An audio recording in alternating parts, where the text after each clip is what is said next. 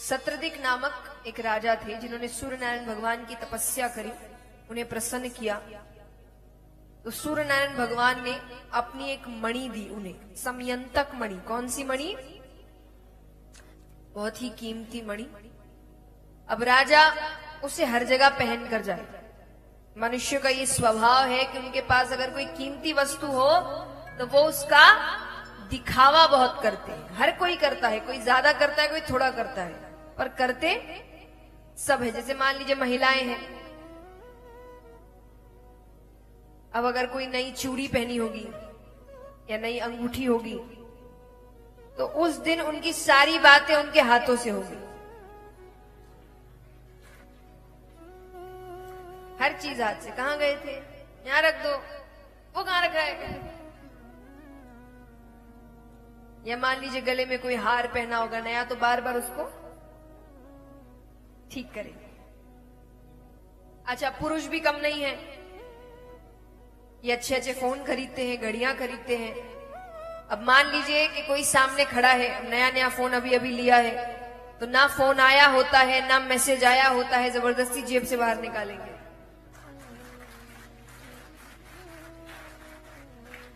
इस सामने वाला देखे कि हाथ में कितना अच्छा फोन है।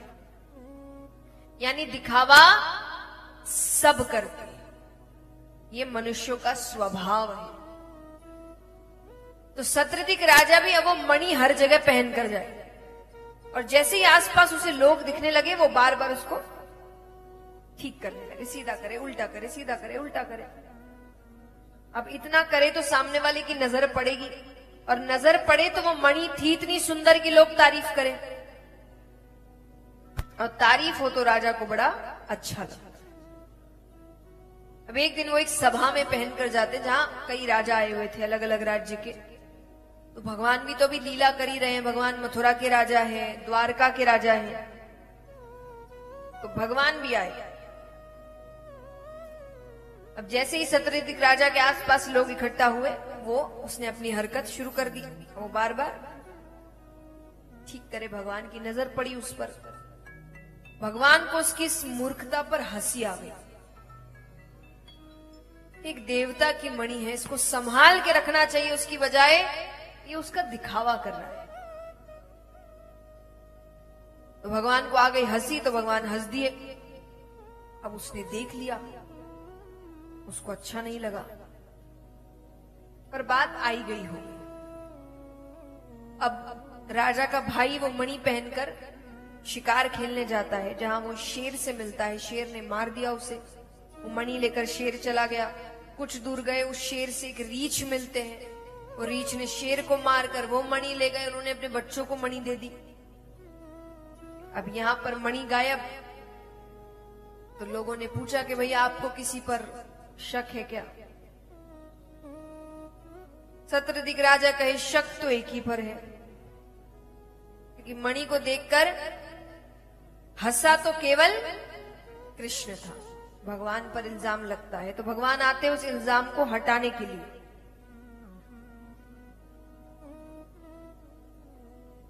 भगवान आते उस इल्जाम को हटाने के लिए। तो भगवान गए जंगल में। भगवान ने देखा जहां पर उसके भाई का शरीर पड़ा था, वहां से शेर के पैरों के निशान जा रहे हैं। वो खत्म होते रीछ के पैरों के निशान शुरू होते हैं। पीछा करते करते भगवान उस गुफा तक पहुंचते हैं। देखिए, ये रीछ और कोई नहीं, जामवंत जी थे। कौन थे? तो भगवान आए। भगवान ने कहा कि मुझे वो मणि चाहिए। जामवंत जी कहे मेरे बच्चों को अच्छी लग गई है, मैं उन्हें दुखी नहीं कर सकता, युद्ध करो, ले जाओ। दोनों के बीच युद्ध होता है, मल्ल युद्ध, कुश्ती। अच्छा, अब युद्ध के बीच बार बार जामवंत जी को लग रहा है कि ये मुझे मार सकता है, पर ये बार बार अपने दांव पलट रहा है। अंत में जब भगवान ने काफी समय तक युद्ध कर लिया, तो भगवान ने धनुष उठाया, बाण खींचा, और बाण खींचते ही जामवंत जी को साक्षात मर्यादा पुरुषोत्तम श्री राम के दर्शन हुए। बलरामचंद्र भगवान की। अब राम जी के दर्शन होने के बाद तो उन्होंने चरण पकड़ लिए। प्रभु मैंने आप पर हाथ उठाया। भगवान कहते नहीं नहीं, तुमने हाथ नहीं उठाया, मैंने उठवाया। क्यों उठवाया? भगवान कहे राम अवतार में रावण वध के बाद सब प्रसन्न थे सिवाय तुम्हारे। तो मैंने तुमसे पूछा कि तुम्हें प्रसन्नता नहीं है। तुमने कहा प्रसन्नता तो है, पर रावण बड़ा बलशाली था। मेरी इच्छा थी मैं उससे मल्ल युद्ध करूं, पर वो इच्छा तो इच्छा ही रह गई। तब मैंने तुम्हें वचन दिया था कि मैं तुम्हारा युद्ध रावण से भी ज्यादा बलशाली पुरुष के साथ कराऊं। मैंने अपना वचन पूरा किया। अब मुझे वो मणि दे दो। वो कहे जरूर दूंगा, पर दहेज में। भगवान कहे मतलब जानते हो? बोले हाँ, आपको मेरी पुत्री से विवाह करना पड़ेगा। भगवान कहते मेरा विवाह हो चुका है। बोले आपने कौन सा यहां मर्यादा पुरुषोत्तम होने का व्रत लेकर रखा है? एक हो गया, एक और सही। हाँ, अगर आप कहे कि मेरी बेटी में मनुष्यों वाली सुंदरता नहीं है तो बात अलग है। भगवान कहते मेरे लिए सब सुंदर है, क्योंकि सबको मैंने बनाया है। मैं कोई खराब चीज बना ही नहीं सकता। देखिए, अगर सुंदरता कोई एक चेहरे में होती या एक नाक नक्शे में होती तो भगवान सबको एक जैसा बनाते। अगर ऐसा होता भगवान सबको एक जैसा बनाते, पर भगवान ने सबको अलग बनाया है। सब आप अपने आसपास के देखिए, सब एक दूसरे से अलग दिखते हैं, क्योंकि भगवान कहते सब अपने आप में सुंदर है। मैंने सबको अलग बनाया, किसी के जैसा दूसरा नहीं है। तुम लोगों ने सुंदरता का एक चेहरा बना दिया, इसलिए अब तुम कहते हो कि उसमें ऐसी सुंदरता नहीं है, वैसी सुंदरता नहीं। मेरे लिए तो सब सुंदर है, क्योंकि सबको मैंने बनाया है। तब भगवान का विवाह जामवंती के साथ होता है। अब शतर्दिक राजा के पास आए, वो मणि वापस करी, वो माफी मांगने लगे। भगवान ने कहा मैंने माफ किया। बोले ऐसे नहीं, मैं तभी मानूंगा आपने मुझे माफ किया जब आप मेरी बेटी से।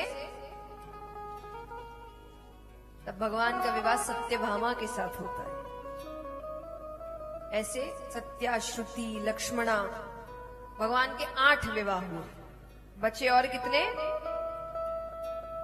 16,100।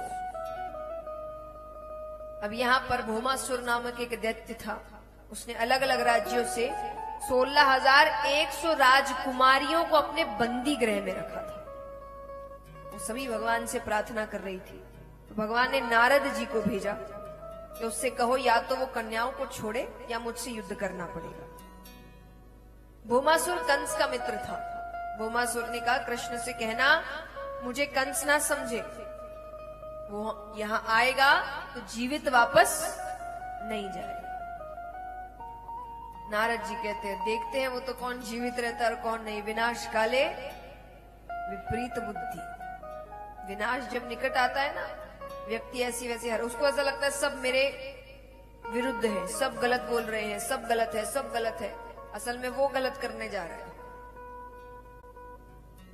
तो इसलिए जब विनाश निकट आता है तो व्यक्ति उल्टी चाल चलने लगता है।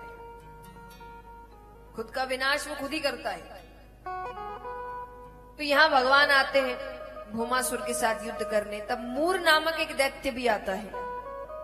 भगवान ने मूर नामक दैत्य का उद्धार किया, तब से भगवान का नाम पड़ा मुरारी। मूर नामक दैत्य को मारने से भगवान का नाम पड़ा मुरारी। भौमासुर का वध करते हैं भगवान। 16,100 राजकुमारियों से कहा अपने अपने राज्य जाओ, उनके परिवार उनको अपनाने को तैयार। तो से कहा अपने अपने राज्य जाओ, उनके परिवार उनको अपनाने को तैयार। तब वो भगवान के पास आती है कि हमें कोई नहीं अपना रहा, अब आप अपनाइए। तब भगवान उन 16,100 राजकुमारियों को अपनाते हैं। इसीलिए माना गया भगवान के कितने विवाह हुए? 16,108। अब यहां पर सुदामा जी के पास चलते हैं। विवाह हो गया, बच्चे हो गए, दरिद्रता है ऐसी कि अन्न का दाना नहीं, बच्चे बिलख रहे हैं भूख से। पत्नी ने कहा, आपने कहा था कृष्ण आपके मित्र थे, आप एक साथ गुरुकुल में थे, आप उनके पास क्यों नहीं जाते, वो कुछ तो मदद करेंगे। सुदामा जी कहे, स्वार्थ की मित्रता नहीं करी है मैंने, मुझे पता है वो द्वारका में रहता है, मैं इतने समय तक मिलने नहीं गया, और आज मेरे जीवन में संकट आया है तो मैं मांगने चला जाऊं। वो कहते हैं मांगने तो मैं नहीं जाऊंगा। पत्नी कहती ठीक है, मांगने मत जाओ, मिलकर आओ, इतने समय तक नहीं मिले, अब मिलने जाओ, उनसे कुछ मत कहना कि तुम्हारी हालत कैसी है, बस कहना पास से गुजर रहा था, सोचा मिलता जाओ। और सोचिए जब खुद के घर में अन्न का दाना नहीं है, उस वक्त भी पत्नी ने कैसे तैसे इधर उधर से इकट्ठा करके छोटी सी चावल की पोटली तैयार की, क्योंकि पहले किसी के घर खाली हाथ नहीं जाते थे, तो वो कहते उनको भेंट स्वरूप देना। सुदामा जी जाते हैं, सुदामा जी क्या कहते हैं,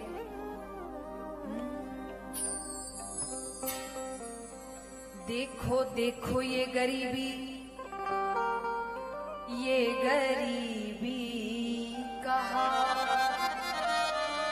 शाम के दर पे विश्वास लेके आया, मेरे बचपन का यार है मेरा शाम, यही सोच एक आस लेके आया, अरे द्वार पालो कन्हैया से कह दो, अरे द्वार पालो कन्हैया से कह दो कि दर पे सुदामा